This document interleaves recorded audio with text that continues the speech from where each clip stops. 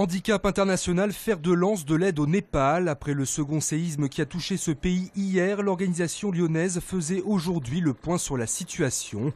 La cinquantaine d'humanitaires qu'elle compte sur place est plus que jamais mobilisée.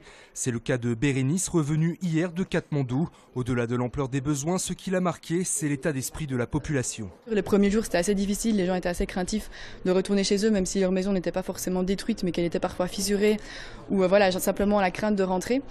Mais malgré tout, vraiment une volonté de faire et de reprendre.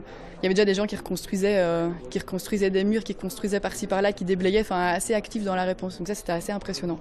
Depuis le premier séisme, les équipes d'handicap international ont pris en charge plus de 650 blessés. Mais la réplique d'hier pourrait amener l'organisation à élargir son champ d'action. Handicap international pourra envisager des activités qu'elle n'avait pas avant le séisme. Et bien évidemment, l'enjeu qui viendra tout de suite, qui vient dès maintenant, c'est celui du logement, du relogement, de la reconstruction, et que dans cette perspective-là, Handicap International, du fait de sa présence antérieure, du fait d'une expertise qu'elle a, l'association, doit être en mesure d'être un acteur de cette reconstruction. Pour aider Handicap International dans son action, rendez-vous sur son site internet.